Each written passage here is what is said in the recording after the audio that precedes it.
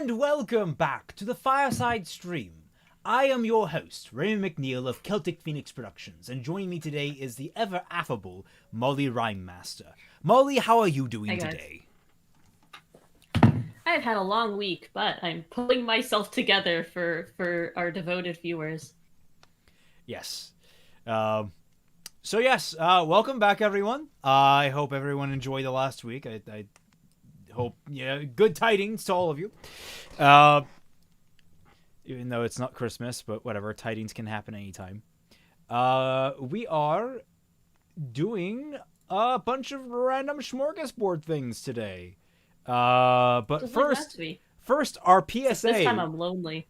In light of recent events, we felt it is necessary to level of PSA at everyone. Please, never write fanfiction of real people. Ever. You will regret it. Ever. You will eventually regret it.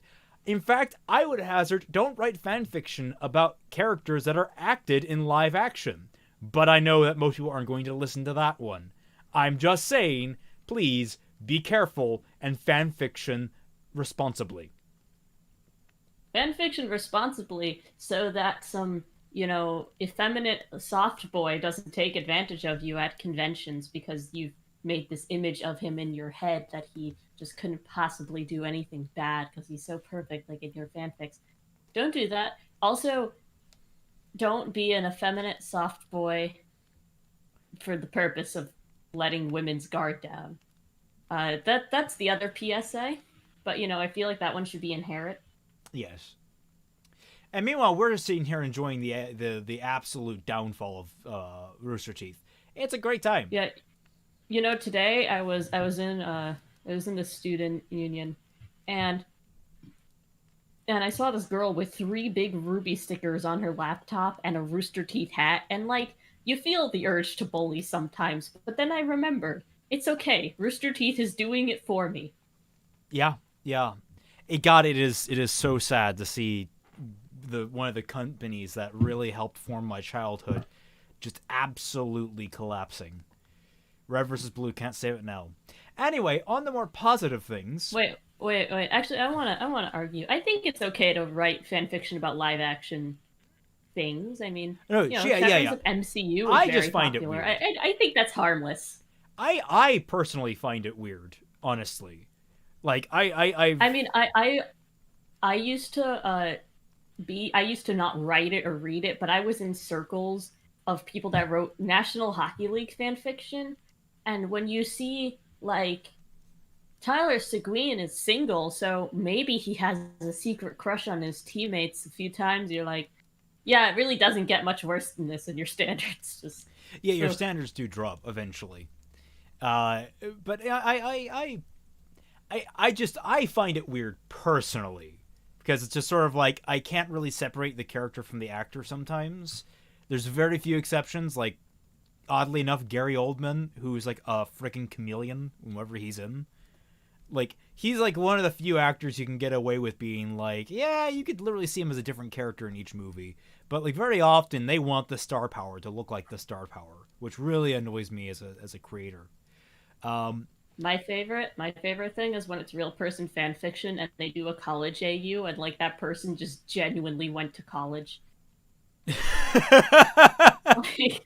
Yeah. Oh God, that hurts my brain a Mollie little bit, College AU. Mollie College AU. You're watching it now. Somebody get on it. Anyway, so don't actually get on it. We're going to start off our show like we did the last one. We're going to go over more of the Volume 7 commentary. And then later on we'll be switching to fanfiction. Why we're covering this? Because it's topical and just because there's so many things that hurt me in this. In fact, the third bullet point here is going to annoy most people, I think. So here, Chapter 5, featuring the likes of Connor, Eddie, and Kerry. They originally weren't sure about having a montage in this episode. I could take it or leave the montage. The one that gets me is, the penguins we see for a moment were possibly going to be Grim penguins. Why didn't you do that? Give us Grim penguins! Dude, I want to see hyper aggressive penguins. That would be lit. Yeah. Carrie wants RT to sell the cards Clover has, and Eddie thinks it's funny that he would have cards with his emblem on them. Yeah, no, that's called like incredibly narcissistic. I really hate, like, Ruby has gotten away with it, but Ruby got away with it early on because it was sort of their thing that everyone had a symbol and like it matched everything that they did. Like they had like branded clothing, all that kind of stuff. I kind of bought that until like volume 4 when like that completely went away. Actually, in volume 3, that basically completely went away because the characters that were all the extras didn't have their own symbols that we didn't get to see. And so it's like, now you're trying to kind of bring that back a little bit, and it's just kind of annoying me because it's like I thought we kind of dropped this. Like that was a really cool stylistic element, but you guys completely forgot about it for like 5 years. So yeah, that's now it just makes the character look way more freaking narcissistic. They liked having the moment of Clover and Crow in the middle of this episode to show that Crow is now becoming a mentee of sorts. Is that like the opposite of a mentor? Is that like the person who's mentored by the mentor? A mentee? Molly? How old is Crow? Like, I always feel like we forget. Crow is like 40. Crow is like 40. How old is Clover? I don't know. He's probably in his 20s or early 30s. Yeah, he looks fairly young. Like, why is this guy who has not lived a single moment of difficulty in his life suddenly a mentor figure to a man that literally has a curse for a semblance? That was a really silly dynamic, honestly. The idea of it being a mentor-mentee situation is really dumb. That's not how I saw it at all. I thought it was more of a hey, look, maybe my life can be better when I'm around you type deal. But boy, are there a lot of fan content. True. Adding to the Robin encounter was a late addition. Adding in the Robin encounter was a late addition to the outline. She wasn't going to be introduced until chapter 6 during her rally. This is the episode where they pull up in the truck, right? Where she berates them at the. That was like half the episode. Yeah, we just kind of, it's last minute put in half the episode. Don't worry about it. But they wanted to put the two factions head to head earlier on. Okay. It was also the first. Wait, Crow's 30? Why? How? I mean, maybe he's really young compared to Raven, but like, Raven has an 18-year-old daughter. I thought they were twins. Because they're on the same team. Okay, so either Raven had Yang when she was 12.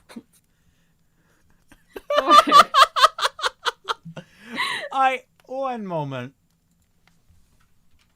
Crow Branwen.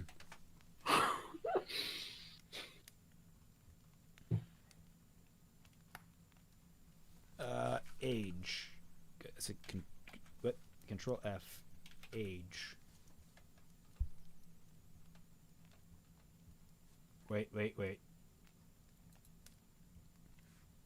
He also has a mercurial attitude towards his age. What?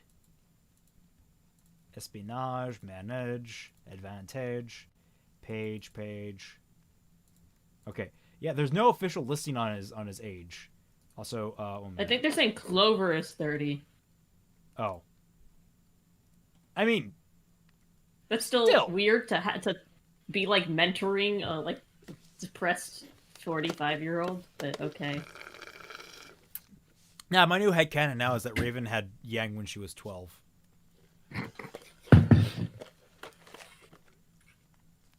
We'll just say it goes into Fat Man's supposition that the tribe never taught them proper sexual education. She had Yang when she was 6 to 8 months.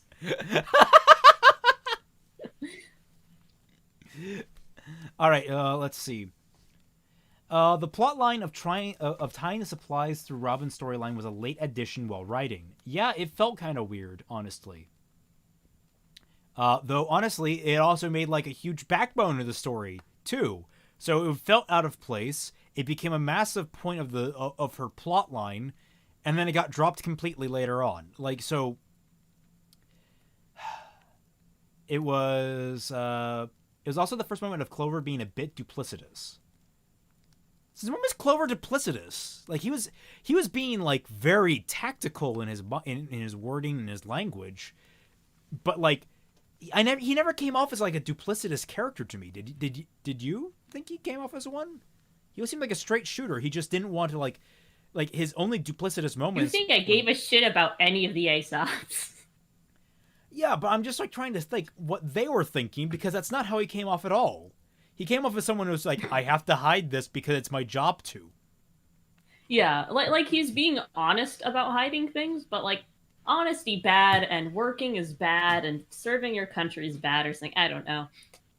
They allow 17-year-olds to be sent to their death. What's the legal age? So, if going by American standards, it would be 17 then, because we can't deploy 17-year-olds in the military. They have to be 18. Yeah. So yeah, Weiss versus Winter was summoning is a callback to V3C4. Yeah. Fine, whatever. We know. It's yeah. Actually, I think that scene is actually shot very similar to how that scene is shot in V3C4. It was very very tight. It was very weird. Weiss being able to sit on hard light, a block, is something Carrie was unsure about at first. Why? It's hard light. Like, that's the point of hard light. It's to create a solid surface out of light. The things that they like were unsure about? Yeah, the things that they like seem to have discussed in the production are always very hyper specific and strange. It's almost, I think maybe they took some of like the lessons from other writers a little too weirdly, like oh, you need to be very down to the specifics type deal, and then from that everything will flow, and it's like not necessarily. No. Like having a good broad strokes is actually very helpful. It's almost as if having a sketch of where you want things to be creates a better outline in the end. The Aesops consisting of Christina V, representation, and Goat Girl. I thought they were going to do Clover X Crow B, and I was actually kind of interested. Then he died. A lot of people thought they were going to get together because, like, adult men can't be friends with being romantic or something. And, you know, the fangirls get involved, and then one of them died, and, like, we got, like, full Voltron situation, you know? Those are, like, the alert levels, you know, like... I'm actually like DEFCON levels. The thing is, like DEFCON levels. I wasn't exactly Voltron hoping they get together, but I was sort of like, you know, all of us like straight, all of us like all the straight shippers and all of the Yuri shippers have so much to choose from in this show, and the gay shippers don't really have much to pluck from. So I'm like, fair's fair, let them have that. I'm not gonna take that away from them. But then all of a sudden it's just like, all right, well, we're killing him. That seems a little sudden for what he could have done in the show, but okay. I mean, yeah, but like, again, it's also because it has to do with the fact that like people who ship Fujos can be very sensitive about this kind of thing. Is all I'm saying. Yeah, it's very weird how I don't typically We are on Voltron level 2. It's weird how I don't typically see the Yuri fandom get up in arms about things. Like, we argue, like, the Yuri fandom... They like their drama. Yeah, but, like, I always see them argue inside of themselves as opposed to arguing outside of themselves. Because I think the Yuri fandom has a much stronger history of being teased. Like, I want you to think of all the anime... Well, I don't know how many anime we've watched overall. How many anime have... Like 2 anime I've watched. Yeah, guys, of all the anime you've watched, how often have they teased a Yuri ship versus teasing a yaoi ship? I want to get a cross comparison because I typically see Yuri ships, but that just be the circles I run in. But like, I don't typically. I think it's more that it's more acceptable for women to be very touchy-feely with each other. You combine that with the fact that most anime and manga writers are like, you know, shut-in men, and they don't understand that there's like a limit to that. Oh yeah, like definitely. But at the same time, like, oh okay. But at the same time, the what are you doing? Oh, you're copying out. Okay. At the same time, like I'm looking at this and the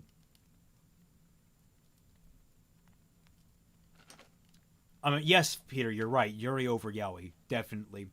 But like the bigger yaoi ships that I see are typically along the lines of like My Hero Academia or Naruto or like the big yaoi ships always come out of these shows where it's like everyone sort of has like the same interactions with each other unless it's explicitly romantic. And then you have like the Yuri shows where it's like all these girls being super oversensitive to each other and kind of just like fawning over one another, that sort of thing, where they get really super emotionally close. So it's like it's an interesting dynamic. I would love to actually maybe study that some I more. I think. Well, another thing is I see like people talking about like ship baiting in chat. I don't believe in ship baiting. I don't think that's a thing. If the writers wrote something a certain way and then it ends the way you don't want it to, that's like your fault. You know, like not your fault, but it's your problem. I don't know because like there are shows that Floof brings up Symphogear, which you've not watched, but I have. I love the show, but it is notorious for literally the main two female characters. They're basically just married. Everyone in the fandom, it's like unanimous. Everyone knows they're basically married, and yet the show did not give them a kiss in the final episode. They chickened out at the last minute when literally. I mean, yeah. I get that, but I'm talking about when people are like, "Oh my gosh, Crow and Clover looked at each other." Oh yeah, no, I agree with that. I agree with your assessment there too. Hey, Tiny Weiss. You know, you only do that to things that you're like. You only look at things that you're in love with. Obviously, that's why would you just look at a friend or a wife's blush? Like, she's very cute though. Okay, so here we go. Originally, Weiss and Winter were going to see Fira. Was going to be Freya was going to be Winter getting an alert from Ironwood and having to leave, and Weiss followed her suspiciously. But it worked better as Winter revealing a secret while Weiss was still keeping one. I did enjoy that dynamic. I think that was actually a smarter move because like having, although at the same time it kind of takes a little bit of agency away from Weiss when you think about it, because no longer is it Weiss being like, I'm suspicious of my sister and all the weird things going on. I'm going to follow her and figure it out. Instead of doing that, it's, oh, I'm being led somewhere to be shown something.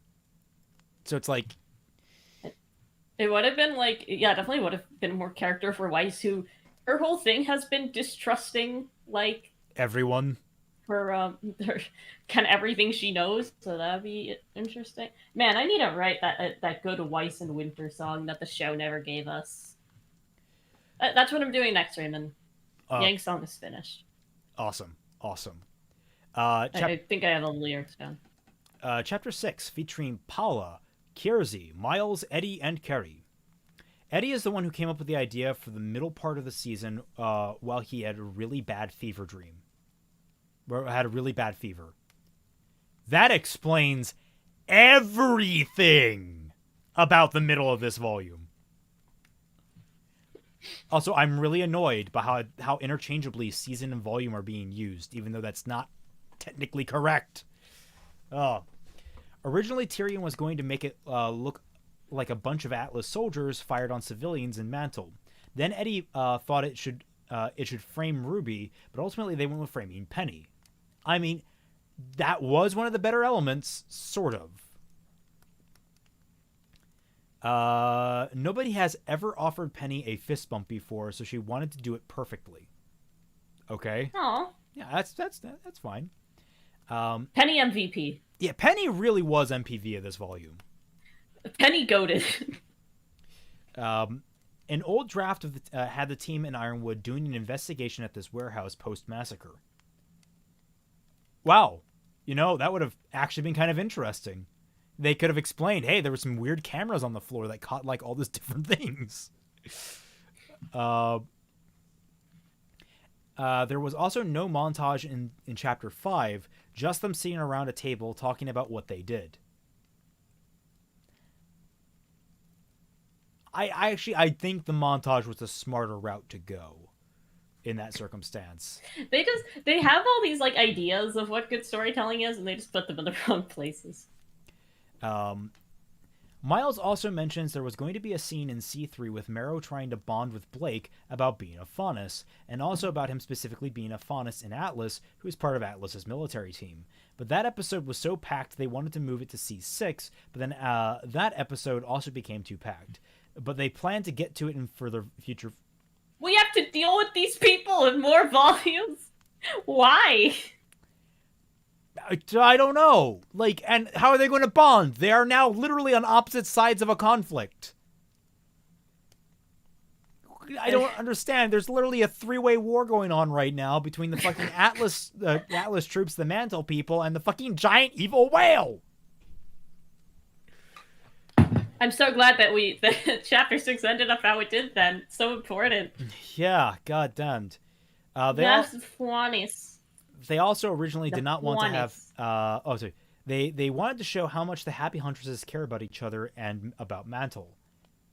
They did not do that. What, and the Aesops don't care about each other? Or Mantle? Yeah. They also originally did not want to have anything political in this season. But the more iterations they did, they felt it was best course of action to do that with the story. Hold on. Her name is Robin Hill. Guys. But no intention for it to be political. Ma stolen election. Hill won the popular vote.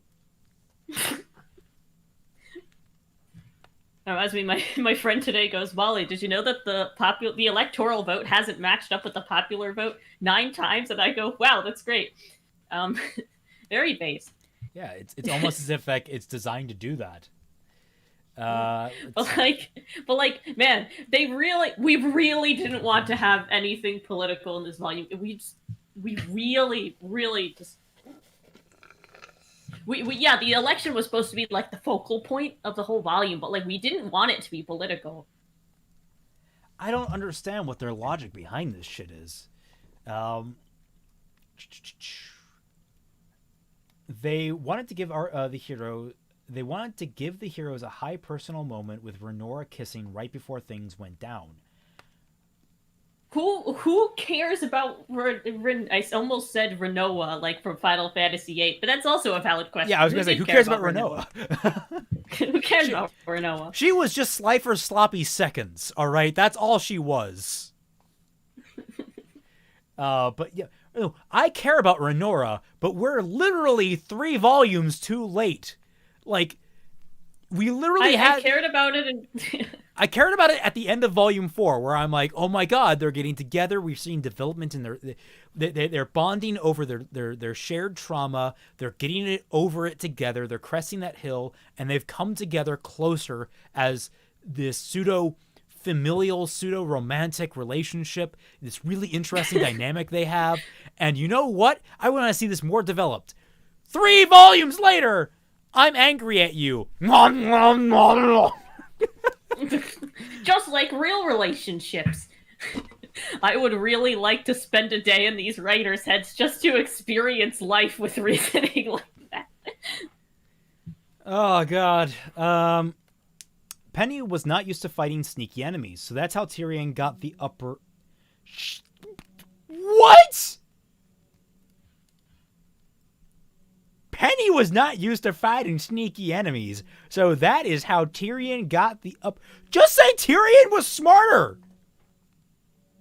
How about that? Say Tyrion, like, for the mad shit that he is, knows how to outsmart an opponent because he's a good damn fighter. Just say that! Don't say that, oh, he's sneaky and Penny just didn't know how to deal with sneaky people. She's a robot! Very binary. Bad guy is there. Shoot bad guy.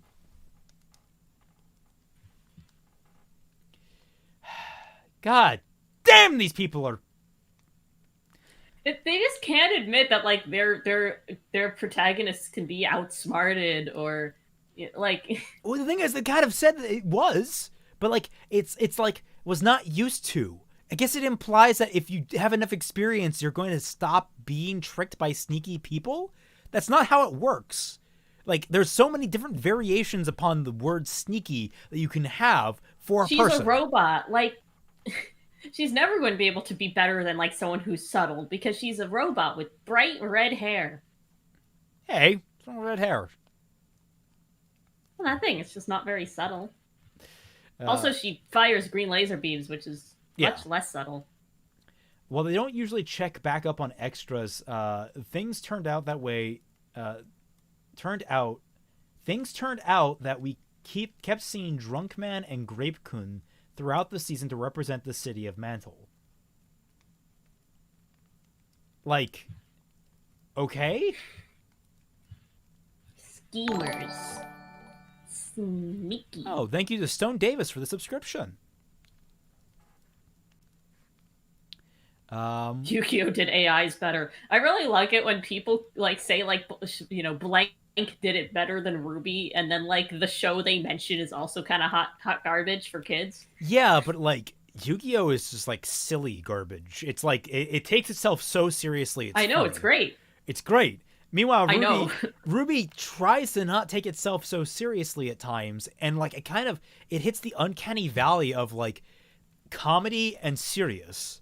It hits that like middle ground of like, it's really weird how there's like uncanny valley of like quality where like you can be like Guardians of the Galaxy where you're both serious and you don't take yourself too seriously, and then there's the one for like you're not funny and you don't take yourself seriously enough.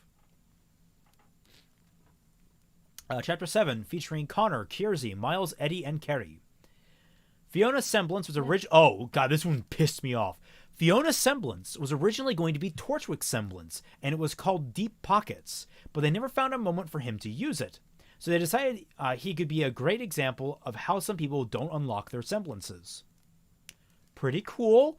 Why did you take away one of the most awesome semblances from one of the best characters in the show? Like, seriously? If he could have whipped that out at any moment, do you know what would have happened? Like, he could steal entire airships with that. That'd be amazing. That's how he took Neo. Just blomp. You could probably fit Neo in like a backpack. Oh yeah, she conformed quite well. Oh my god, a little like purse Neo, First Neo. just poking her head out, the little doggy. Be cute. Like a chihuahua, yeah. Originally, some of C7 was meant for C4, where they found out earlier that Tyrion was involved with things. So they were going to know that Tyrion was involved sooner? What was the plot of this volume? Hold on, Stone Davis says, we simply never had time to show the dust thief stealing dust with a semblance. Literally, volume 1, episode 1. Could have just had him right there, just womp. Womp. Miles wrote the description we got of Tyrion's past, Salem first contacting Tyrion, and it was one of his favorite things to write. Wait, Miles wrote the description we got of Tyrion's past, Salem first contacting Tyrion. Okay, I don't remember what that was. Was that him? He murdered someone, I think. Bro, I'm so proud of this. What? How was that? Oh, that thing that I forgot swiftly afterwards. We were going to get... Crow looking at Clover when he is willing to go with Ironwood's plan was meant to show some distance growing between the two. Yes. Moving on. We were going to get more of Ren explaining why he was feeling the way he was and agreeing with Ironwood, but ultimately they're just pushing it into the next volume. Okay, no, look. I actually like that he was the one standing out and very adamantly in support of Ironwood's plan. Like, that actually was way more interesting. By accident. These guys, everything they do that's interesting is by accident. They actively plan to ruin the things that were really cool and subtle. Originally, Blake and Yang... It's always like this. That everything they do that's good is just an accident. We were originally Blake and Yang were going to directly reference Adam when they had their talk, but they later figured out how to reference him indirectly. Guys, just learned what implications are. Pronoun game, everyone. Pronoun game. Well, I don't think they pronoun gamed him. I think they just I think they did that. The Yang and Blake scene I actually really liked in this episode, even though Yes, in a vacuum. In a vacuum, it's really good. In the actual context, it's stupid as hell. The arm robot. They were like, weren't they like arguing about trusting Robin or something? Yeah. Yeah. Okay. So I think it's really interesting that they'd be talking about trust issues, considering everything that they've been through. It's a very regarding each other. It's a very interesting conversation from that kind of perspective, where you're like, oh, their entire relationship has this weird trust dynamic that doesn't work. How are they working through it? The arm robot Pietro has in his office was originally going to have more of a character like the robotic arm Tony Stark has. It's like Marvel, just like Marvel. Yeah, well, no, they didn't do it, so we can't say that. I know. They tried hard to give Maria more scenes, but there was often no room for it. Great. Oh no, I wish we had more time with main character number 8. Marginalizing the minority. Wonderful work, guys. Miles realized he was dumb to suggest that Pietro cover Watts. Miles realizes he was dumb to suggest that Pietro cover Watts' face with his thumb while looking at the picture, since they already did that with Raven in Volume 3. Yeah, and literally you can't miss Mr. Waluigi legs. We all knew it was Watts immediately upon seeing it. Like, why are you trying to hide that? Like, it's actually way more interesting if you don't cover it up, because he just thinks of him as like, oh, he's a dear friend that died or something like that. I just want to point out that I read this thing before we're too off topic from Bumblebee. Someone made this like really kind of funny and sad post. Somebody sent to us, and it was about how, like, you know, Blake is a spoiled brat, and she always thinks she's the victim, and she's always in the wrong. And then Yang, or that other people are always in the wrong. And then Yang is this very hot-headed, short-tempered person who blows up a lot. And talking about how that is like a horrendous combo of personality that is a powder traits, keg. because you would create a cycle where Blake feels that Yang did something wrong to her. She would push Yang enough, Yang would explode, Blake would feel justified in acting how she is, and it just goes back and forth. I mean, if they became... Yeah, it's just... That entire dynamic in canon is a mess. The lady in the photograph with black hair is not Cinder's mom, which is apparently a fan theory. The fact that the author of this wrote apparently a fan theory means it wasn't a prominent one. Robin encountering the bees was a late addition to the outline, but it gave every member of RWBY a moment. How do they get away late adding crucial plot points? Them trusting Robin is a crucial plot point to the entire volume. How is that a late addition? Someone tell me that. Okay, alright. They wanted the vault in the Academy to feel similar to the one in Haven, but not a direct copy. That stands to reason. Miles believes that Ironwood would allow himself to be more vulnerable more often. Things would have gone differently.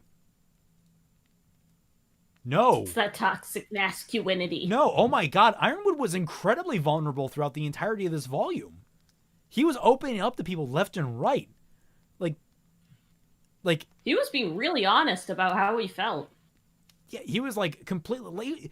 If anyone in this volume was laying everything on the table, it was Ironwood. The only exception to that was his plan to capture Watts, where he didn't lay everything on the table. He lied to the entire populace in order to catch the guy doing the evil schemes. Like, which was a smart move. It was a really smart move. The entire volume, Ironwood was right! I just think about that 4chan post. Guys, I have a plan. Fuck up Ironwood's plan. Leave. Exactly. Miles believes that if The invitation to the Schnee Manor was originally going to be a news conference. All right, that's a smarter change. Chapter 8, featuring Dustin, Miles, and Carrie. They didn't specify what the hood ornament on the car would be, so Dustin was happy when it came back as a velociraptor, which references the raptor and Monty would put in photos with Ruby characters. That I did. I thought that was a really nice little Easter egg. And also a really cool hood ornament. I want a velociraptor hood ornament. Who doesn't? Fans have guessed what direction they are going. Fans have guessed what direction they are going with Whitley. He starts off as a jerk, but Miles implies that that is going to change. It is also an easy way to remind the audience of how the elite act. The elite. The elite. The bourgeois. At the table, Unlike these upper middle class urbanites in Austin, Texas, who are not the elite. Yeah. At the table, Jock's chair is bigger than everyone else's. Yes. I would want a big chair. Or I wish this chair was bigger. As like an extra power play, a really tiny chair. Like a really small one, so I actually looked bigger in it. Hold on, I got this. Hold on. Here we go. What? I just shrunk the chair size. Oh, I see. Okay, where were we? Miles wrote the gag of Junior sabotaging Whitley's conversation with Weiss and expected it to take only a few seconds, but as more people worked on it, the longer it got. That's typically how action scenes go. They're surprisingly long. The stack of food was taller than Dustin expected it to be, and they even had to scale it back because it was going to be even taller. Why did they scale it back? It's a weird thing to focus on. Yeah, why scale it back? It's a ridiculous plate of food. Like, it's Nora.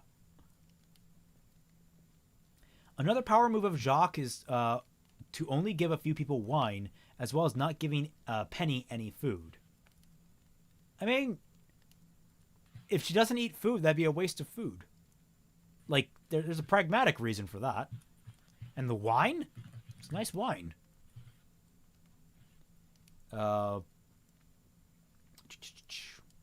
Willow was originally going to be in the intro. I kind of like that they saved her appearance for later. Weiss MILF. Yes. So we have Weiss MILF, Weiss Sylph, and Weiss. Ah, a Sylph, yeah. Going by Willow in Winter, Weiss really got the bad end of the genetics. Not that there's anything wrong with small women. I am a small woman. But, like... I'm just saying, like, with the exception of the assumption that Weiss is a lesbian, she actually got some pluses there, because small women are really attractive to guys. We like our girls small. Typically. That's fair. All you muscle-loving guys out there, don't at me. What's wrong with muscles? I get muscles. Well, I jump to muscles, but like tall, muscled girls, like there's a whole subculture dedicated to that. I mean, I don't find the ones that don't actually care about the women's athletic achievements and just want to bite her muscles or something. I see you guys. I see you, and I will never acknowledge you.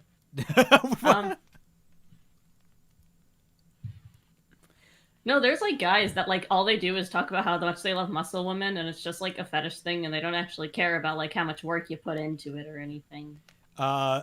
Rujabsiges, whatever your name is. When's the next Ruby rewrite?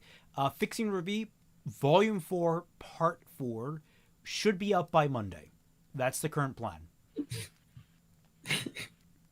God, that gets so complicated. Weiss got Cinder to penetrate her while John filled her insides with his white stuff.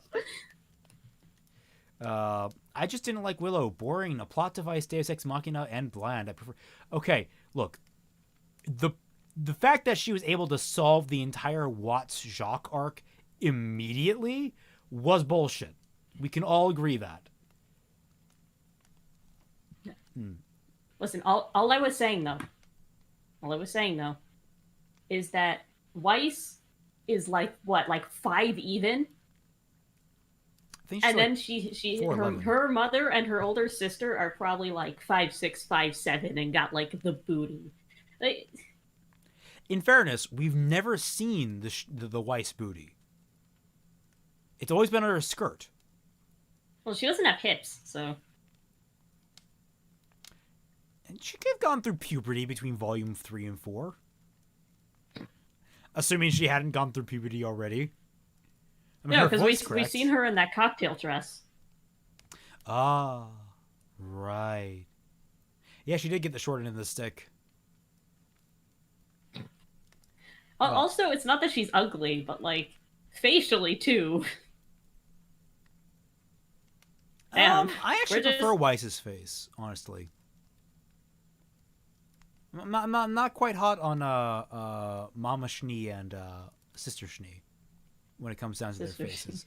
I think all I'm saying is when Winter showed up with her hair down, things just were different from then on. Oh yeah, I know things changed for you. Real Things badly. changed for me. Figured out a few more. Suddenly, a lot of things in your life made way more sense. I'm curious about those things. A joke was made about Salem being John's sister in Volume 6, in the Volume 6 intro, before everyone knew who she was. Okay. None of the writers expected Penny and Winter to have such a bond this volume. You guys didn't plan that? That was so good! Like I said, everything good is done by accident! Alright, here's the plan. I'm going to sit down with them and be like, alright, you guys just write. Just write. Don't even think. Just write. I will take your scraps and I will make magnificence out of it. Willow got that badonkadonk. Miles, It's true. yeah, Miles wanted to portray when Weiss is talking to Willow that she doesn't really know how to act around an adult with such an adult issue. Since Weiss is quite young, Miles compared it to him having to help an adult with an adult issue when he was 13. Okay, I can kind of understand that. Kind of. But that's yeah. Monkey's on a typewriter. Monkey's on a typewriter. It basically is. It is. This Ruby is the show of monkeys on a typewriter. Ruby, winter hair down. Molly, I like Ruby now. I mean, yeah, that's exactly what I heard coming out of her mouth. Those are her exact words. Look. No judgment, okay? No, I'm happy for you. All right. Well, that's chapter 8, and what do we have? How many chapters? 13. We'll cover the last 5 next stream. But for now, we're going to move on to fanfiction submissions, which we have 4 of. Is that correct? Let's see. We missed one last time, didn't we?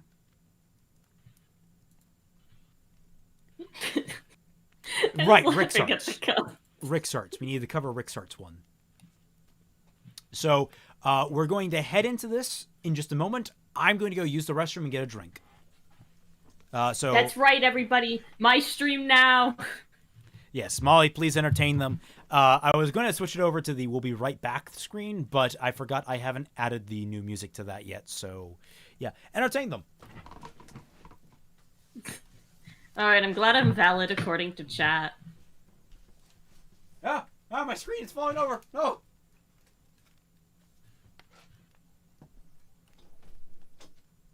Dump truck thick. That's all I'm saying. So if there's anything good about that volume. On a genuine topic, though, Winter is kind of a wasted character. I don't think that it's her as an individual. I think it's her relation with the things around her. Like, the other Elysian soldiers aren't like a thing to her. Like, she's not like their officer. We don't know who she's in charge of. Like, guys, She's a military officer of undescribed rank. Like, doesn't that like there's so much you could do with this, and they were kind of starting to do that with Penny, and that was an accident, guys. It's just it is I everyone is a wasted character. This is true. This is true. But like, you can waste a character well. Like you can't waste Ruby really as a character because she's just nothing. You can't waste nothing, right? Like if I pour all this water on the floor, I've wasted something. But then if I tip over the cup again, I'm not wasting anything. She is a specialist. That is her rank. That is her class. It is not. I don't. She's clearly like an officer of some sort, right? Winter has been brainwashed by Ironwood because, of course, she has. Why does it have to be she's been like brainwashed? She's in a perfect position to just be in that authority. She ran away from her family to make a name for herself. She's making a name for herself, and she's risen through the ranks at some unbelievably fast rank to be under the direct command of an actual general. But like,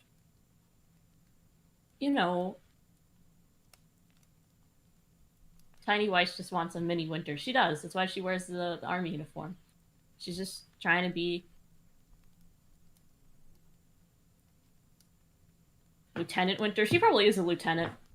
I can't see her as anything higher than a captain just based on her age, because she's like in her mid-20s.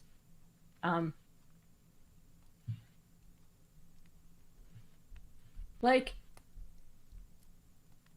I think that Winter could have been a really strong character for Weiss's development, and she just kind of wasn't.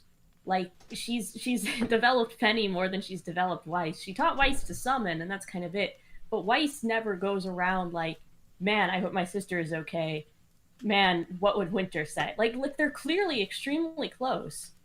Weiss really, really respects Winter. Why has she never, like, said anything like in reference to that, It was weird because in Volume 2, when it was like, oh, your sister's on the line, would you like me to patch her through? And it's like, she didn't want to talk to her sister, implying they had a strained relationship in Volume 2. Like... Oh, that's right. I had forgotten about that. Like, what... Now I'm remembering. When I used to write like Weiss songs when I was like practicing as like 16. Well, none of those songs are good. Don't worry about them. It was about like Weiss and Winter not getting along, and she's mad at Winter for abandoning the family and things like that. There is. Oh man, that could have been another angle to take. Mollie, military is bad according to Ruby. Yes. Military bad because I live in Austin, question. Texas. As a specialist, would she be in charge of people of higher rank than her, possibly? No, that's not how the military works. But like, if she was like because she's like the right-hand man of Ironwood, like. I know, and that's probably because they don't understand how the military works, because they also think the military is bad. So why would you learn about it? Well, Mollie, again, it's also a fantasy right military. Because it's obvious. I know.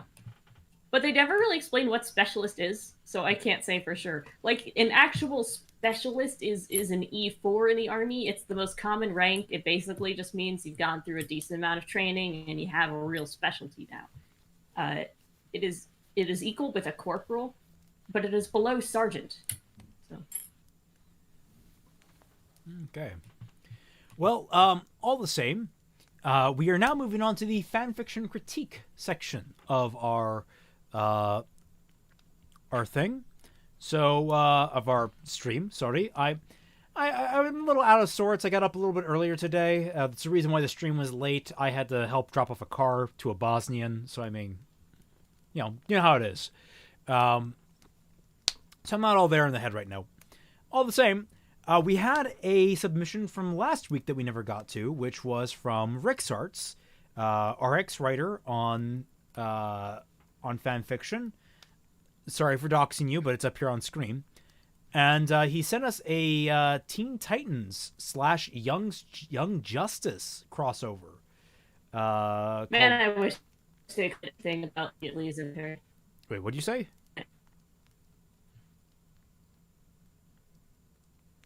And her internet has stopped. Molly? Molly? Molly? Molly? I didn't say nothing.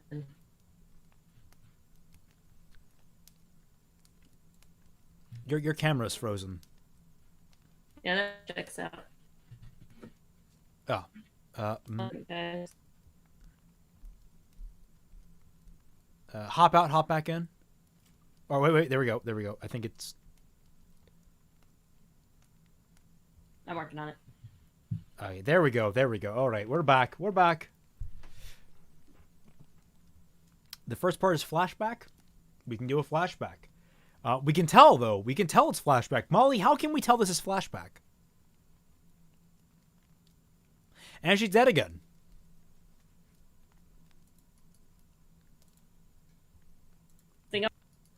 Muffet's just like Raven. She's gone. Oh, it's in italics. Yes, exactly. That is how we can tell it's in flashback. And this is the first mistake that every writer makes. You want to distinguish when flashbacks are through italics, because we see it in so many other fics done by inexperienced writers. It's not typically a smart move. It's not a bad move either. It's just kind of a shorthand. You can do it. What was it? Before the Dawn did it, didn't it? Yeah. So, published authors do it all the time. I find it very weak. I find it's way easier to do flashbacks when you can simply just give enough details in like the first few sentences to indicate that it is a flashback, and you're kind of mixing the memories. I feel it flows way easier. So, here we go. It was always the docks. The place was the hotspot for all kinds of illegal activity. Drugs, weapons, kidnapped victims, you name it. All right, so let's go a few flowing technicalities here. The place was the hotspot. The place was a hotspot. Flows much smoother. Unless you're gonna say, you don't even have to say the place was. Just go a place, like a hotspot. It was always the docks, comma, a hotspot for all kinds of illegal activity. Yeah, you could have made that in the one. Although I can see his point. He's trying to make it like a punctual, like a snappy kind of like, it was the docks. A hotspot for all kinds of, that kind of stuff. Drugs, weapons, kidnapping victims. Although kidnapped victims might work well in your head, it's kidnapping victims. Technically speaking, I believe, right? They are the victims of a kidnapping. Yeah. I mean, victims could be kidnapped, but that's not like the...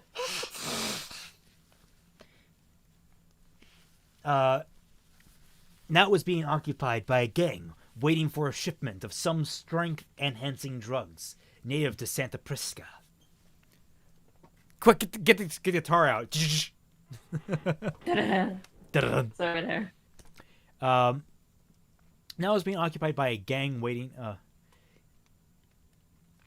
You could easily expand that one line into a whole paragraph of details.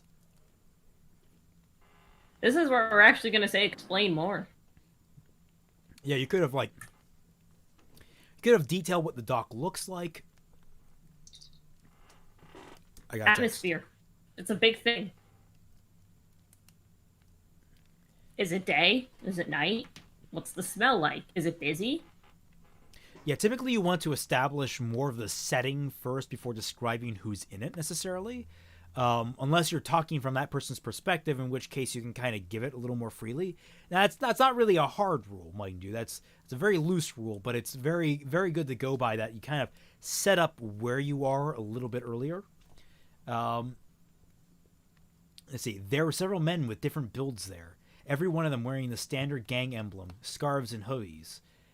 Complete with weapons ranging from guns, bats, knives, knuckle dusters. All right, a lot we could say there. There were several standard gang ensemble. Well, first of all, there are several men with different builds there.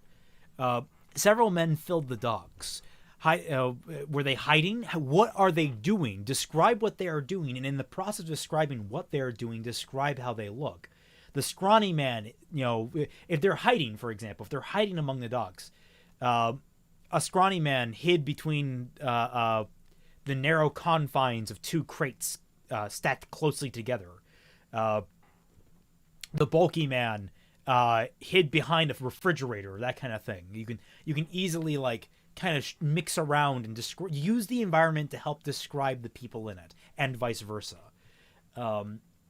Every one of them wearing the standard gang emblem, scarves and hoodies, semicolon, complete with weapons ranging from guns, bats, knives, and knuckle dusters. That is a headache of a sentence to read. Molly, do you want to take this one? Okay. So I'm not going to pretend that I'm some, genius on how to use semicolons. It's sort of correct here. Not really. A colon is more sufficient. A colon is more sufficient. You would just erase complete with weapons ranging. I don't know. Is it grammatically correct? No, it's not. Because I guess it kind of is, because a colon is to basically use to describe something directly in reference to the first clause. So basically, if you were to use a colon here, it would be something in relation to every one of them is wearing the standard gang emblem. And then you would say you would ensemble, whatever. You would put a colon there, and you would just say scarves, hoodies, low, pants that go down to their knees. That's how you would use a colon. A semicolon connects two disparate clauses that are tangentially related. So this isn't wrong necessarily. It's just the flow of it's all mixed up. So it's okay, Rix. I don't use semicolons either. I use semicolons aggressively. I love semicolons. They're great because it's kind of how the thought process works. Where it's think of when someone's listing things off. It's yeah, so I went out and bought some tools. Got a wrench, got some pliers, got a plunger, and that is a semicolon sentence. I went out, bought some tools, colon, all the different, listing the tools. It's the very basic version of a colon. It's where you're listing things. A semicolon is yeah, man, I went out, bought some tools, semicolon. I'm trying to think of a good example. Bought a tractor too. It's not related to buying tools, but it's related enough that's not a complete derail from the sentence, and it flows. So the semicolon is kind of a brief pause where you're kind of shifting gears. I remember reading some lit-ass Fire Emblem Echoes fanfiction that used semicolons a lot, but I can't remember the name for the life of me. But how I would have all used those this, are lit. Rewriting this sentence, it would be every one of them was kitted to was kitted out with the decked out. No, I think it's every one of them. The crew was decked out with okay, this is an issue because it's standard gang ensemble. No, what's the gang? Be specific. Specifics here. A gang could be what you're describing, and it could also be an armed militia type thing. So yeah, every one of them was kitted with the five-finger death punks or whatever, something like that. With the standard, they were all kitted out with the standard gear of every five-fingered death punk ever. Colon. Then you have scarves, hoodies, low-cut pants. Period. Each and every single one of them was armed in some way. From gun with a comma. Then you have from guns and knives to bats and knuckle dusters, and it flows much smoother. A Gucci of felons. I'm sorry, Chad. It's just too much for me sometimes. Oh, Rick's Arts, yeah, that's the thing. Is like, it's very obvious. It's a generic gang for your superhero story.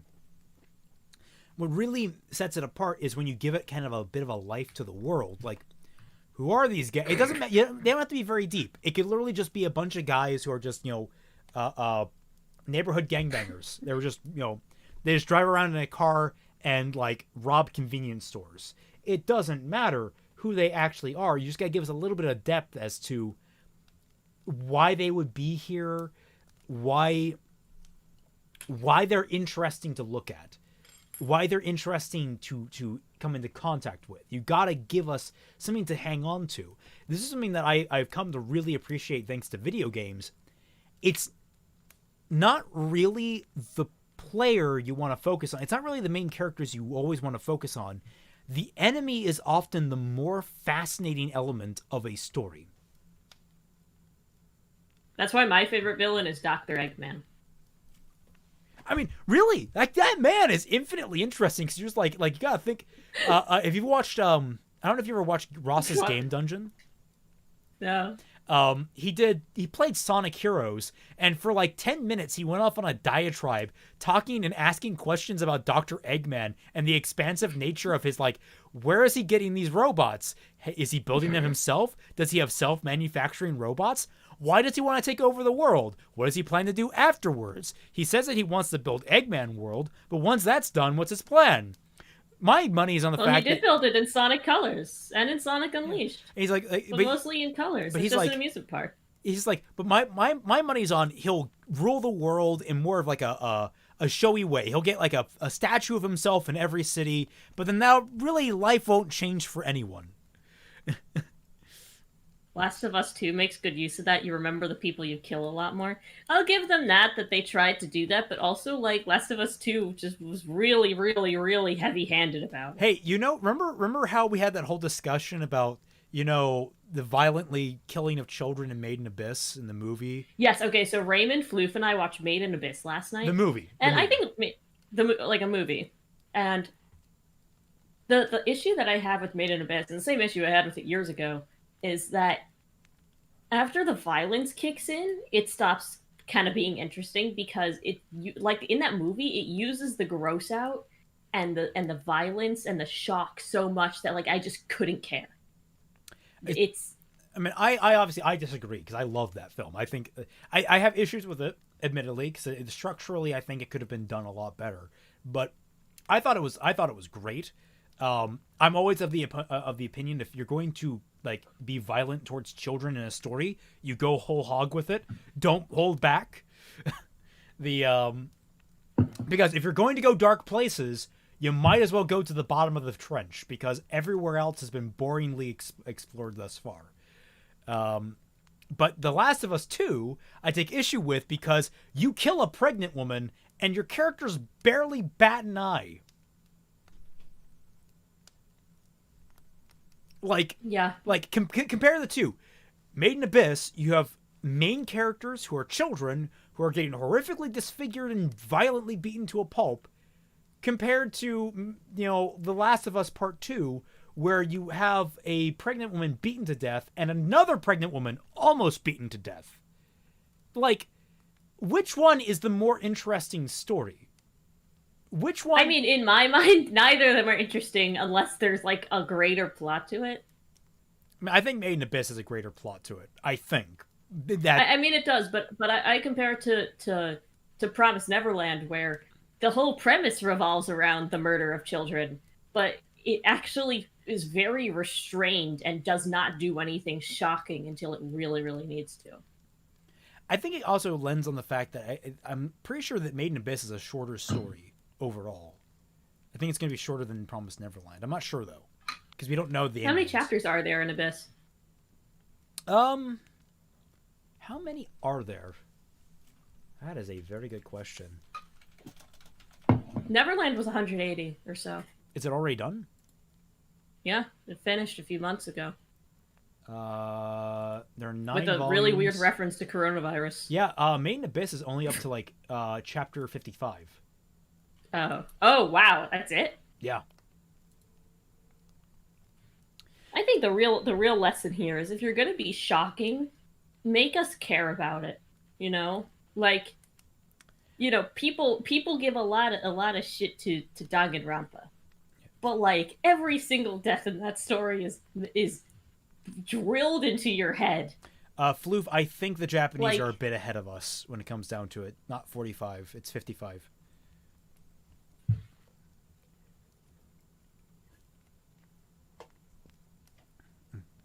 Okay, well, like we're off on a tangent here. We gotta give Ricksart a little more feedback here. oh, sorry. No, but that's a good discussion to have.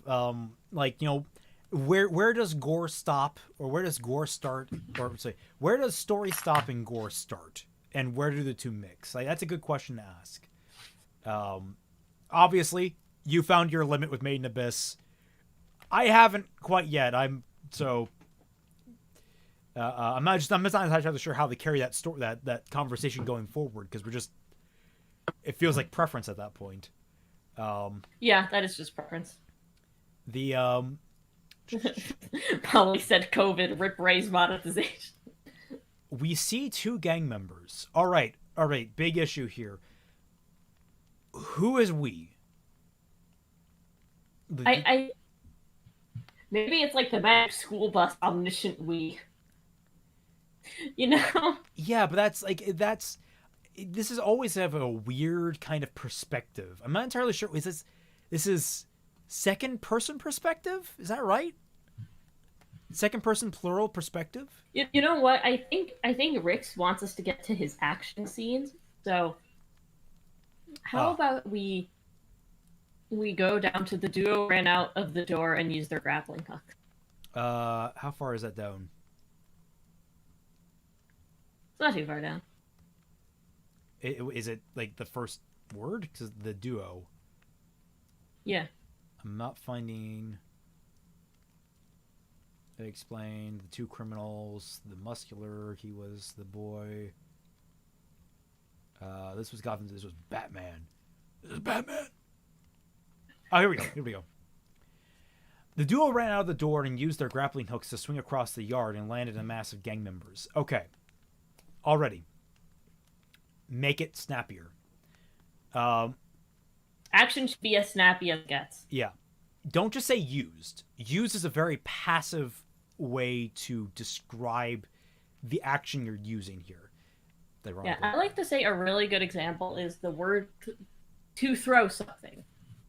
To throw tiny ice. Okay? That's a throw. Like that's a throw. I could also lob a tiny ice, like kind of like a basketball lob. You can toss tiny ice. You could toss her like that. You could hurl her across the room, which I wouldn't do because that would hurt her. But like, you see what I'm saying? There are some words that just have more weight than others. Some are more passive. Like, I toss tiny ice over to Raymond. It's like, a light toss. You use something. Something more like the duo burst through the door, and then firing their grappling hooks across the yard, and swinging right into the mass of gang members, like right there, way punchier, because suddenly, and it's also a shorter sentence. You just like truncate it down. So the duo burst through the door, firing their grappling hooks across the yard and swinging right into the throng of gang members. Like you immediately get a sense of like this immediacy, this rush, how fast they're moving when they're doing this. I think stop tiny voice abuse. I think the most important thing is definitely speed, because speed dictates pace, which should be obvious. But like the way a fight goes, you got to keep in mind most fights in real life last only about 30 seconds at most. A boxing match is like 2 minutes, 2-3 minutes. Yeah. How far is Raymond and Made in Abyss? I'm up through the movie, so they're just getting into the 6th layer. What needs to happen for you guys in Ruby Volume 8? Well, you have a core in Avatar, so we're just going to bump your question down to when that's relevant. Wait, what do you say? A dude says what needs to happen for you guys in Volume 8, and it was like the guy is a Corin icon. So Oh Lord. I would say, what if Tiny White likes to get thrown around, but that would be on Cal. She finds fun, you know. It's fun for her. Like, you know, like how little kids She makes like, little they squeaky like toy being- noises when she lands. You know, like little kids like being tossed in pillows and snow and stuff like that. It's the same deal. Little kid, I love being tossed in pillows in snow. I mean, it's harder when you weigh like Yeah. 150 pounds or more. Yeah, you need a lot more pillows in snow. But let's see. Robin decided to deviate a little and land on a criminal after successfully doing a quadruple backflip. Okay, again, less on the passive thought, like decided. Very, very passive voice there. Like he's not thinking. It's well, he is thinking. He is doing it choosingly, but saying that he deviated already implies so much about like they had a plan. They went into it. Robin deviated. And then from the rest of the sentence, we can get that he meant to do it on purpose. So Robin deviated. Robin deviated by a fraction of an inch or something like that. Flipping 4 times through the air and landing atop a criminal's sternum. Don't say, like, I call these, like, skater kid words. Yeah, man, I did a quadruple backflip off the diving board. Yeah, man, I did a 360 on the skate. Like, bro, you're an adult. Describe the action. Do not even though like a quadruple blackflip, a quadruple flip is very descriptive in and of itself. It's a very truncated word. Using more language gives you an implication of like, did he do it fast? Did he do it slow? Like if you say like he did 4 flips and then landed on someone's sternum, that implies that it went really fast. Also, query, why is he doing 4 flips? Yeah, that seems really excessive, like... even for Robin.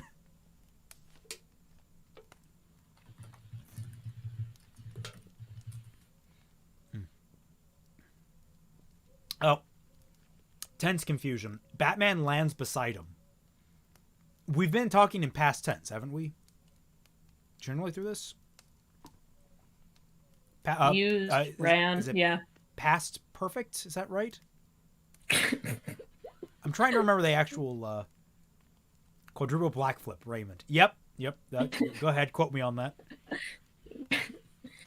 John would watch me 540 airwalk off this half pipe. It's the signature move in the comics. You can still be a little more graceful about describing it. Yeah. Like, I mean, he is an acrobat, so I mean, I understand it's his thing. I'm not a big comic fan. I think I like keep a pretending spin, I like comics, and then I look at how much comics there are to read, and I'm like, never mind. Yeah, I think like a spin like would probably been way better for him, like a spin kick. So like he's spinning like 3 times in air, building momentum, and then bringing his foot along. I don't think doing the backflips and then landing on someone, it kind of cancels out the momentum. But we're getting into choreography there, and that's not really what we're here to discuss. So far, the choreography is fine. It's the description of it that we're having issue with. Nikhil Kapoor has a really good suggestion, which is practice writing fight scenes by trying to write action scenes from actual movies. So like you know, find an actual fight scene you like in a movie and try to describe it on paper. That's actually really good advice. Okay, describe a very, very difficult practice for you guys. Describe the house fight scene from John Wick. That will teach you so many things in your attempt to make it sound right. Basically, you just keep describing that scene until it sounds as good as it looks. Because there's so much about that scene, so much going on at any one given time. In fact, you know what? Everyone here that's an aspiring writer, write that. Watch John Wick. Watch the house scene. write a description of that fight and send it to us. We'll read it on air. And we'll go through why. Whoever does it best gets you get a kiss from Tiny Weiss. Yes. You get infinite Tiny Weiss kisses. But when you get down to it, there's a lot of faceless mooks, so it teaches you how to diversify the enemies without taking certain shortcuts or not taking certain shortcuts. There's a lot of very specific choreography that'll teach you how to get the important parts out. Like, for example, you don't necessarily need to say, oh, his right arm thrust forward. You just have to say, he thrust his arm forward and was caught. I don't need to. I don't like. You have to follow the reader doesn't care rule. I don't care if he's using his left or right hand. I just don't. Unless there's some complex situation going on where one hand's doing something and the other is doing something else. I don't need to know that it was his right hand he punched with. Wow, yeah, and there are circumstances where that might be preferable to actually do that. Like she's like, complex situations, or when you're trying to make a point about something. Like a character is right-handed, so they refer to their right hand on most things. You reference it once early in the fight scene. You don't need to reference it early. He led with his right side, throwing his fist forward. That's all you need to say, and then the rest of the fight scene, you don't need to refer to it at all. And then later, when he gets his arm chopped off, and it's like, well, he's useless now without his right hand, it makes sense because we're like, oh yeah, he did start with his right side back in that fight scene earlier. Just remember, condense it down to the things that the reader cares about. And just be as snappy as you can with it. It's like we got an acrobat in scene. When he moves, it's not like, oh, he did a flip. It's gonna be like his body contorted through the air. Like you have to really understand the visceral nature of his movements, because acrobats, to move your body like that requires a lot of strength. Yeah. So where were we with this? Hey there, Robin quipped out. First, comma, if you're going to use a phrase like quipped, because that's describing what he's saying. Like, the rule of thumb is, if you're describing what a character is doing, like laughed, you typically have a period. If it's something like said or quipped or spoke, you have a comma inside of the quotations. So, hey there, comma, Robin quipped, just quipped, before all the gang members charged him. I think you could actually draw that out for more comedic purposes. Quipped, period. The gang members stared at him, blinking, in surprise. They looked to Robin. They looked to their friend on the ground. They looked to Robin. And then they charged. Like, you can play with language like that. Remember that you as a writer can control how the reader reads with proper use of punctuation and how you structure your sentences. So let's see. Write a fight like you're viewing it from a car. You're moving too fast to see any of the tiny details. I don't know if that's really the best advice. You could definitely get into it when it's, again, more complicated emotions, more because intimate oddly scenes. enough, it's the tiny details that you typically want to show up. It's like there's a lot of general details you don't need. The tiny details, which are the ones that kind of matter, is like, oh, he got a blow in here. Like, describe the blow in detail. Like, the blade slid across his ribs. Blood and bone splitting out from the wound, coating the knife in a slick red paste. Like, describing that is way more visceral than he got stabbed.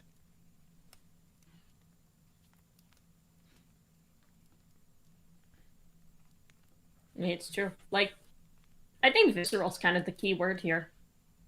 Yeah. you're gonna want to feel it. Um, if you've ever seen the movie Ip Man, those are fights where you like feel every single hit, and it's so brutal. Like it's still kung fu, but it's like nasty kung fu. That's the thing is like the more that I'm focusing on fights. I remember I have a friend that told me once he didn't like watching Monty Oom's work because he felt that Monty Oom's work never had impact, and I was confused at the time. But the more That's what I said. That's what I said when I was 15. I was like, there is no impact in this. There's no weight to it. I always wondered what threw me off about the animation. It was always that there's no like someone's hit and they just fly across somewhere. yeah, like they're all like, and that can work, but the fact of the matter is you need the writing to support it because those kinds of fights are dependent upon that writing. They're dependent upon that way, and Ruby actually fixed it to some degree with like things like aura, with things like semblances, or it could have fixed it, but it didn't ultimately. So, what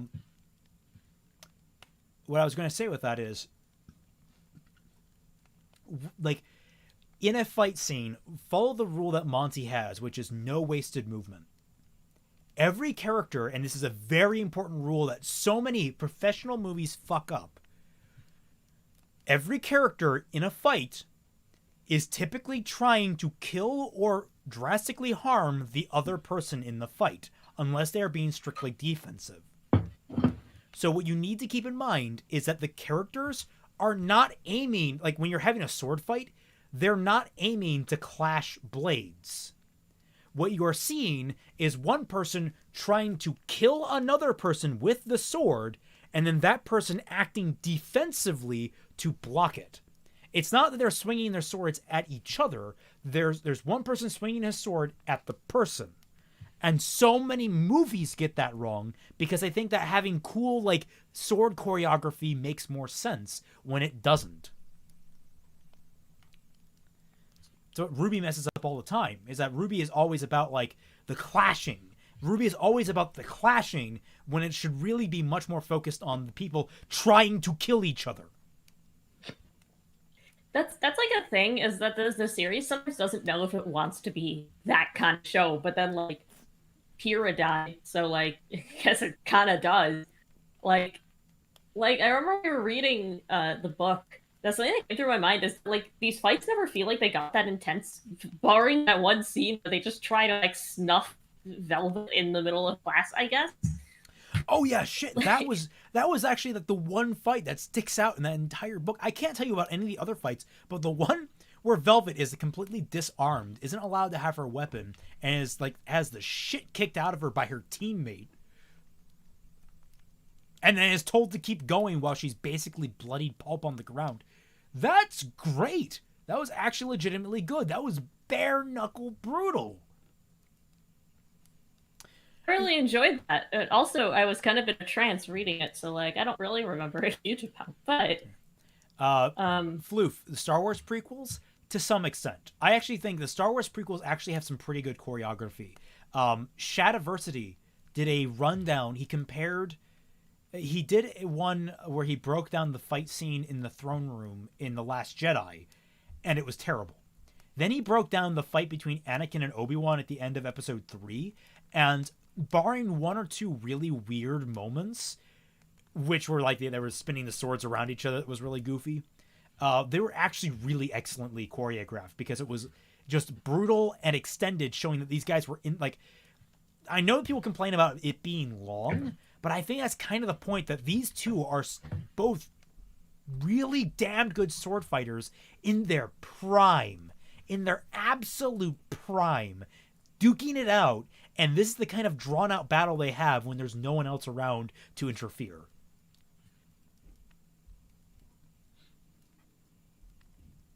Roy Stallion. Who's Roy Stallion? Ain't that the dude from Full Metal Alchemist? No, that's Roy Mustang. Who's Roy Stallion?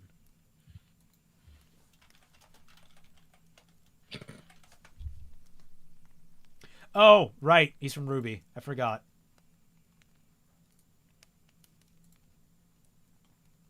He's this guy.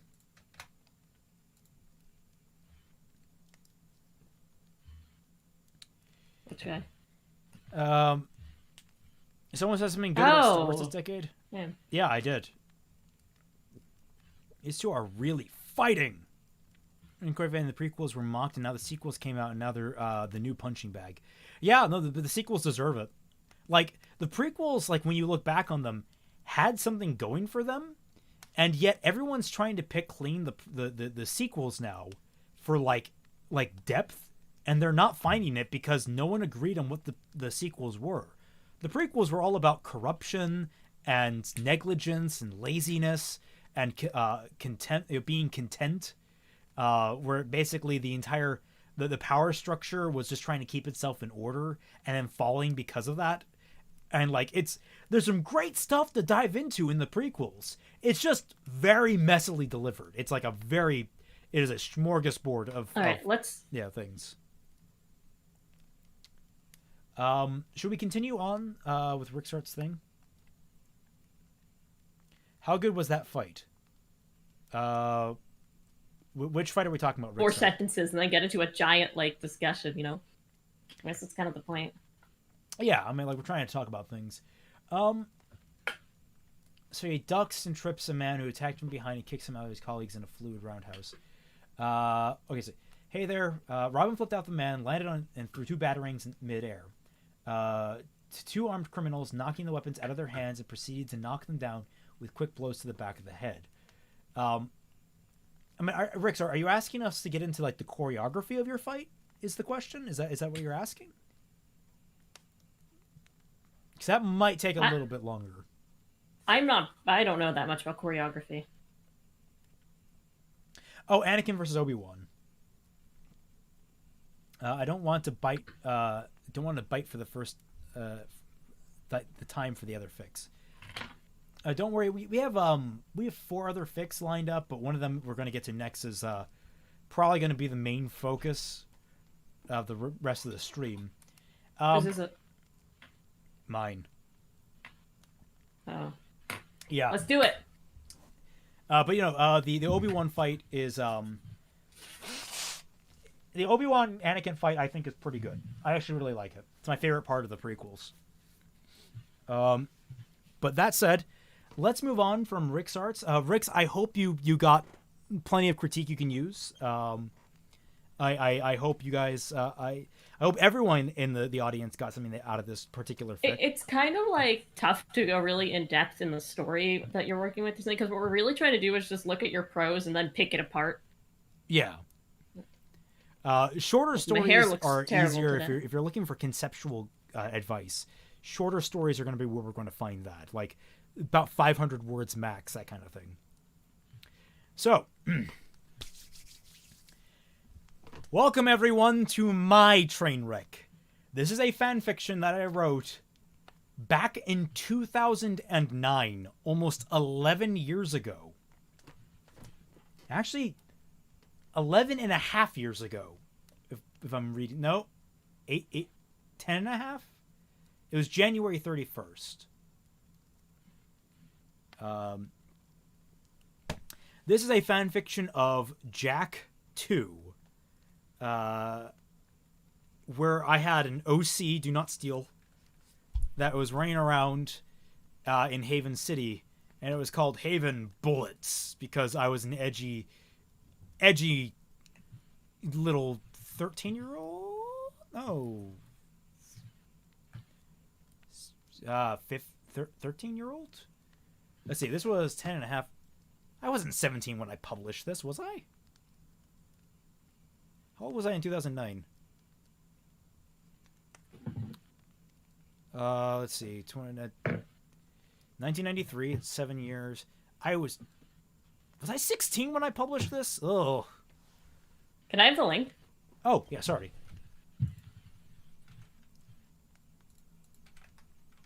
There you go. Thank you.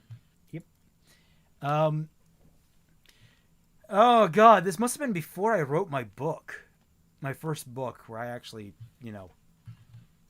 But yeah, let's get into this. Ven leaned out the window and looked down the street. It was night, and no one dared to defy the Baron's curfew, except him. He wrapped the cloth around his face and tightened the clasps on his tight clothing.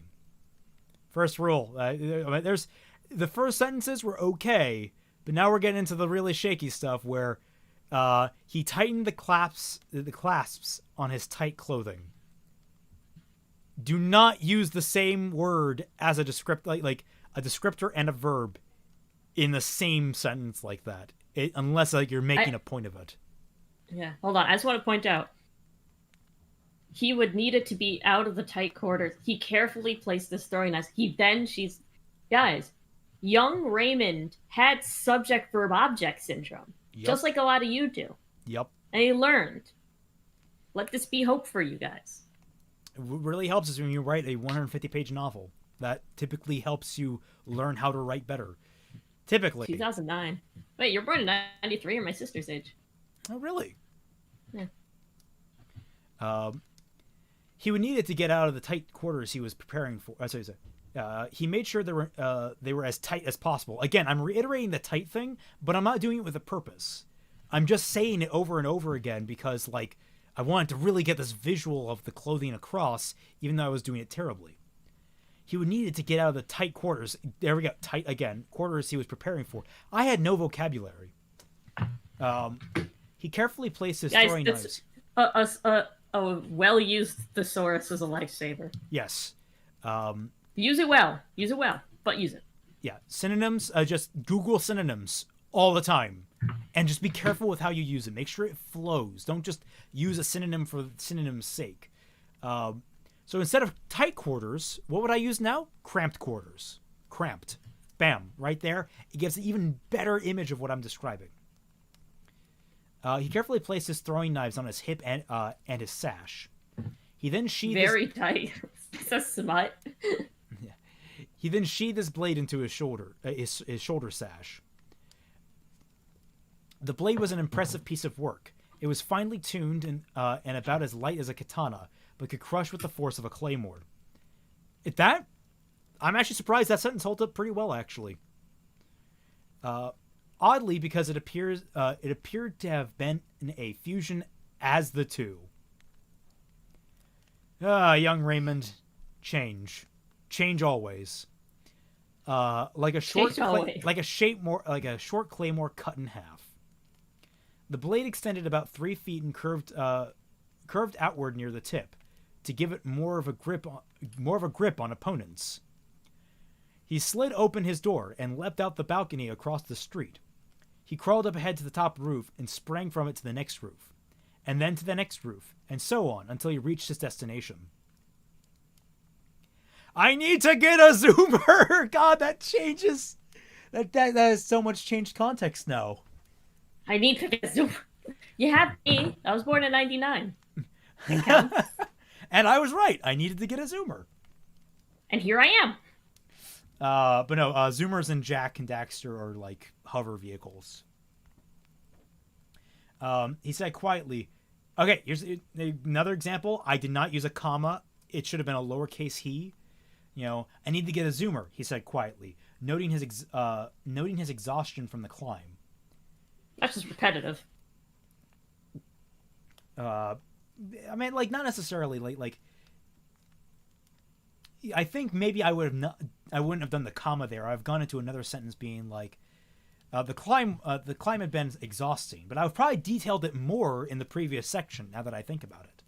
Like, Ryan wanted to get a zoomer as well. Chat is going off to that. Oh, damn! Why don't I rewrite this fan fiction? Because I have no idea where the hell I was going with it. And as I mentioned, like, it was garbage. It wasn't really planning on going anywhere.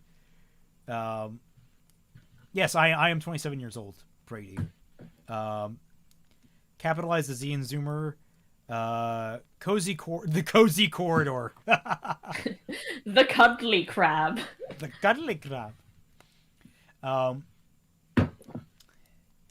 He was outside the secondary armory of the Baron's army.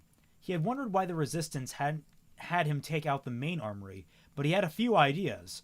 Namely, because I was trying to be sneaky and alluding to the fact that in the game you take out the main armory as Jak. So I was like, oh, there's a secondary armory that my character can blow up. Yay! They usually just told him what he was that he was too important to lose.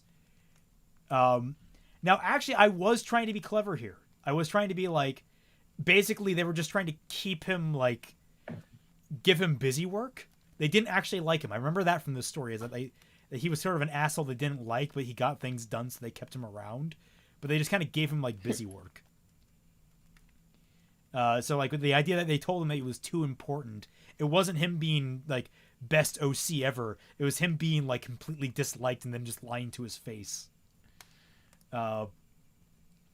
He just went with what... Wait, you were sneaky? Penny will not be able to beat you then. Oh, no! I like this guy. He went along with what they said, but he felt there was something more. He quickly refocused and perished the thought. What the fuck is that sentence? It would have to wait.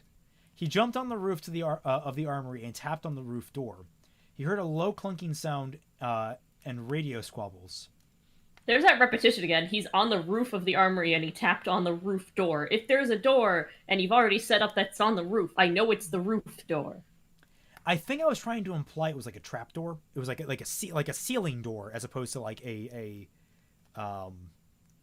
door on the roof that you would see like in New York, where you just walk out onto the onto the roof. It was like more of a like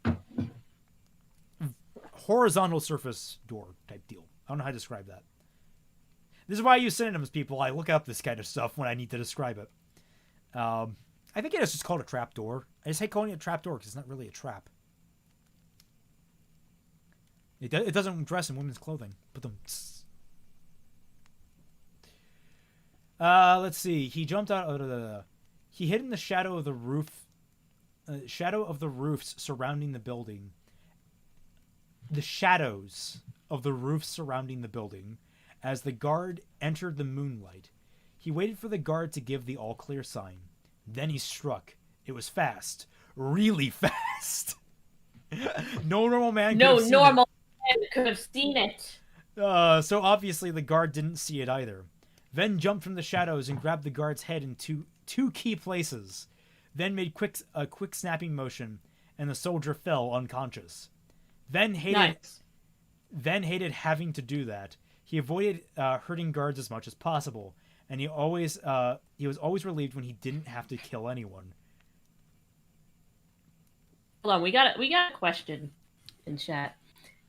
When do you know your fanfic is too dark? Like, for example, I gave a character an older brother who's a great athlete, but cheated on his wife and got a kid from someone else after wedlock. That's not dark. Like, it really depends. I can't give a straight.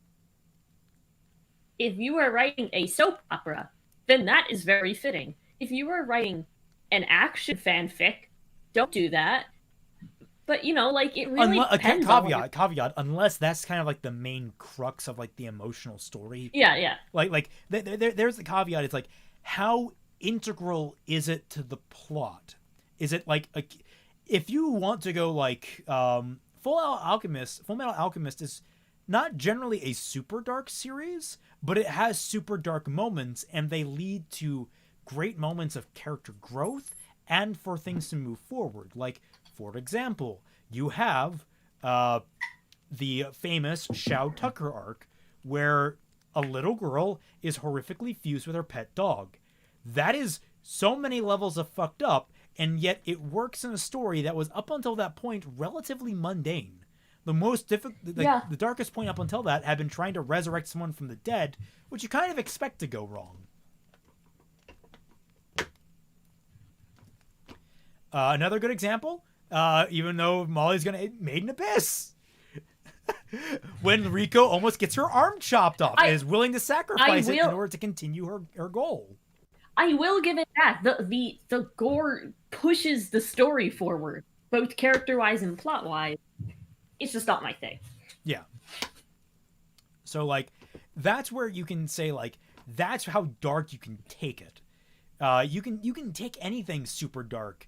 And, like, it depends, like, what's the goal of the fic? like are you planning on ending it on a happy note? Well, you got to be careful with how you do that, because if you leave it too dark and you don't build up to a happy ending, well, it's going to be very, very, like, it's going to be, instead of bittersweet, like you're probably hoping, it's going to be like complete contradiction in your mind.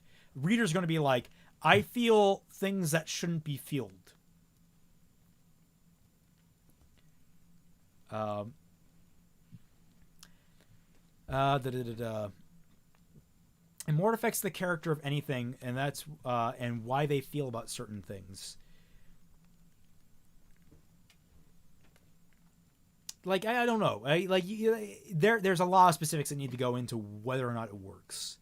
Every story, as much as you can say there's rules for stories, there is also a lot of, like, it really depends on how well it's done. It really just, it depends purely on execution. You can have weird off... For example, did anyone ever think they would make a serious, super grounded, like, not even a comedy, like a dark thriller exploring the psyche of a twisted man out of the Joker? Like not even like with no superhero elements whatsoever. It purely is just a psychological thriller examining how one man goes from being mentally ill to being a serial killer and a spree killer. Like, did anyone expect that? No, but someone had the vision, and then they did all the things they needed to do in order to make it work, and it did. It's like when Raymond and I are going over like our dumbass Pokemon world building. Like, yeah, this isn't supposed to be happening with this series, but if we really work with it, we can have Nessa getting mugged and then having to drink a glass of wine. Yeah. and it doesn't feel too out of place. It's all a matter of how well can you do this. Yeah, the Rogue One. I would actually agree with Rogue One on that. I liked Rogue One. Yeah, Rogue One, I think, was... Rogue One's issue is that there were... it's either Gareth Edwards is allergic to writing charismatic characters, or or Disney interfered and didn't let him write them. Because they... I mean, there were shots from the trailer that were missing that I kind of missed. Like, there were, like, characters running through the beaches of, like, Scarif that were really cool. Like, but, like, that never showed up in the film. And, like, I wanted to like the characters, but I only ended up liking, like, 3 of them. The robot, the monk, who I actually know the name of because I looked him up specifically to learn it, Chirrut, and the guy with the gun. Those are the 3 guys that I liked. Oh, I liked Brody, too. He was the pilot, or the mechanic or whatever, and he was kind of cool. They could have done more with it, but I like the grounded feel to the setting. I feel like the fault of that film was mostly in the characters, as opposed to like how the story progressed and how it was set up, how the setting worked. I think all that worked fine. Yeah, it's as Serox is saying, it's all in the execution. It's nothing we could teach you guys how to do. It really is, like, that's one of those elements of being a writer that you really just have to throw yourself to the wolves and just, like, get torn apart. And then pick yourself up back from the pieces and be like, well, this part survived, and this part survived. What if I connect them this way? And then, like, once you do that, and you find, like, a perpetual motion machine sometimes, where you're just like, oh my god, this, like, creates more plot points that just flow naturally out of it. Like, you can, you find that. The one thing that every writer should encourage is getting torn to shreds as violently as possible in their writing. Yeah, I mean, when I sent Raymond the first fanfic I sent him, he just said, like, it's bad. And, you know, I was off writing for a bit because I just kind of wasn't too interested anymore for a while. Now but I'm just writing a fanfiction that I'm super eager to see finished. What? Now it's like... Yeah, so it really is just throwing yourself in there and saying, I can write... In fact, even a few months ago, you really didn't like what I was putting out still. You said, like, you really need to work on your prose. So I just sat down and kept trying. And I kept showing it to you, and you kept getting back to me. And then Yeah. eventually I was writing things that you liked. Yeah, and now it flows so much smoother, so much nicer, and like there's still one or two issues that crop up from time to time, but rarely do I need to be like, hey, you can use this here instead of that, and like that happens like once in a blue moon now, and it's great. Yeah, I mean, and of course we're all going to make mistakes when we write. Oh yeah, like God knows Even I have several the mistakes best in my writers, Yeah. even the best writers in existence, all have editors, and they have it for a reason. Yeah. I don't like. There's a lot of people out there that say that there are writers that can write with just one draft. Like they just sit down and they just do it like basically micromanage every single word of things. That's a lie. That is a lie. That is a bold-faced lie, because it's not that they're going through micromanaging things. It's that they plot out things meticulously beforehand, and in that they still do revision. Yeah, like it doesn't matter. You could be like Zero Escapes writer, and you got the you got some like 180 IQ writing down your story, and somehow making it all make sense. And you know what? I'm sure he still had people who were just like, "Hey, you used a weird word here. Hey, you should fix this a little. You should rework this." Yeah, it's always gonna be there. Yeah, it's really, it's one of those things that you can't. Again, it's one of those things where just feeling it comes into play, and that's where like I joke that I'm a third level bard using charisma in place of intelligence, because I basically play a lot of things by ear. I am terrible with grammar. I am terrible with spelling. Were it not for how Microsoft Word works, I would not be functional as a writer. I would need to get a different job. Or maybe I become like a script writer. Like script writers, like you don't really need to care about that shit usually. But like, yeah. Hold on. I just want to say, like, Kaio Marsali asks, I'm at the point where I've never had any critique because I don't know how to ask for it. It makes me a bit anxious. All right, well, that's kind of what we're here for. You send it to us, and we'll give you like in-depth. We'll take a small bit of writing and just in-depth really talk about it. But there is just the bravery of uploading the Word doc into a Discord server or showing your friends, and that's not something we can really teach you. Just jump into it, Yeah, and here's another good tip: write when you're feeling inspired. Like, for example, you'll notice on my AO3, my most recent writing was a smut fic, which is really outside of my wheelhouse. I don't typically like writing smut, but I'm in a Discord server where a bunch of guys are talking about characters that I like, and they gave a concept that I thought was humorous. It was a joke. They were making someone made a joke is I want a fic that ends with someone breaking the bed with their dick. Like I want that line in there. And I'm like, that's really fucking funny. And I started being like joking about how it would need to work. And I'm like, wait, I could actually make something from this. And I just felt like, you know what? I just sat down and in the Discord, I just typed out an entire fic, like an 800 words fic just for the joke, just for a laugh. And I did that on the fly because I felt like it. And I feel like a better writer because of it, because I'm doing things that I don't normally do. But if you want, yeah, fanfiction is superb. That's the thing. The thing about some fanfiction is really helpful for that, because you don't have to sit down and worry about some gigantic like world building and plot. Like that's why I like to do it, because I love doing character studies with all my life, and I love coming up with new ideas for things that already exist, and expanding on that. And also, I really don't want to like pursue writing as a career. It's just a fun thing. Well, there's a car going outside. It's just like a fun thing for me, and it's just how I get it out, and I feel inspired. It's fun, have fun sometimes. Yeah, but you don't need to like. Yeah, and as an aspiring writer, it's very much, it is the place you can cut your teeth in a safe environment. You're going to expect to get flames of some sort. People will shout at you. They will say horrible things to you. Fuck them. Unless they're saying something constructive, like if they're being like, you're a piece of shit and here's why, and it goes through like all this detailed explanation, that's actually good criticism. You might be able to find something in that criticism. If it's literally just someone who's like, I hate you because you didn't do the ship I wanted, fuck them. They're not really giving you criticism. But like you can, as a writer in fan fiction, you can always get feedback for free.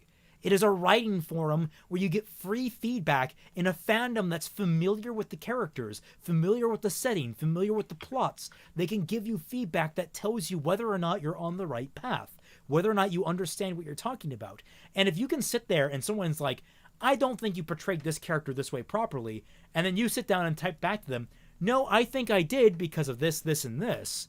And then they can go like, huh, I never saw it that way. You're having a discourse that helps both of you understand the characters from a different perspective and understand them better and how they can be interpreted. It allows you to grow as a writer. Fan fiction gets such a bad rap, but it's absolutely a necessity in learning how to write properly as an author in this day and age. It really teaches you the ropes in a way that no other place on the internet or anywhere in real life really could. Yeah, it's honestly like go out there, do something like spontaneous and extravagant almost, you know, like that's a reason I get so mad about like college AU, coffee shop AU, office AU is because it's like I just don't care because it's so mundane and normal and safe. Don't be safe, you know, like I mean, my caveat to that is that coffee AU, like coffee shop AU, that stuff works when it's like a really ridiculous premise already, like it's an over the top setting. So like you suddenly have to like, especially if they're trying to follow like the original plot of the story, they have to like find a way. Okay, that's creative though. Yeah, that's creative though. When it's like boring and they take away all the action and the conflict and it's just to put the characters into familiar sitcom tropes, that's not interesting. Like, or not sitcom, but like soap opera tropes and like yeah, and you got your conditioner all over the floor. Bum ba dum bum bum bum bum bum. The shrug shoulders. If you can hear the laugh track, there's a problem. Yes. Unless you can go for that. You can have fun with it, of course. We're not saying you can't do that. Have fun with what you want. Like a John Wick coffee shop.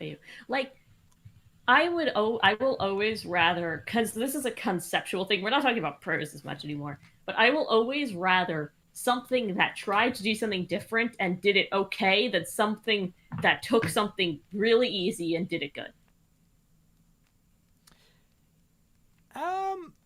But if it did it great, I'll take notice of it. Okay, there's a difference between good and great.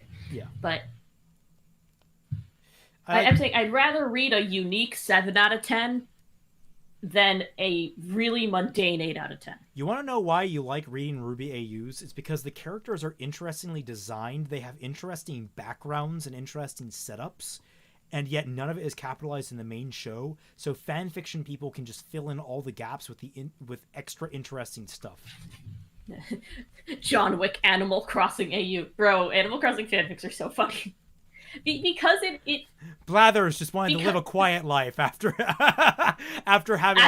accident. After the accident that took his wife, but no, they just had to come and kill his pet cockroach.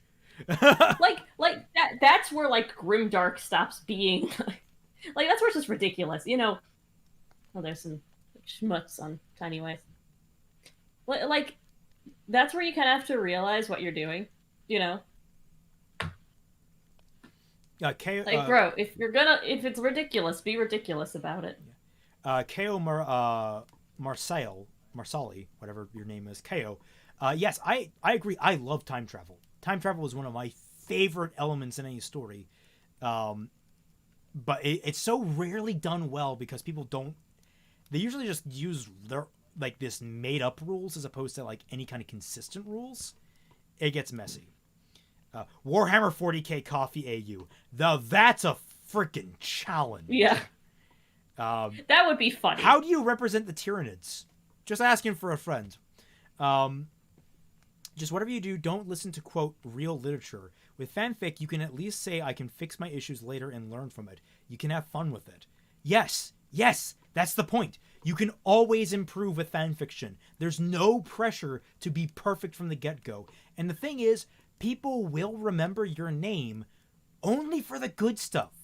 It's really weird in that way, is that people rarely remember the bad writers.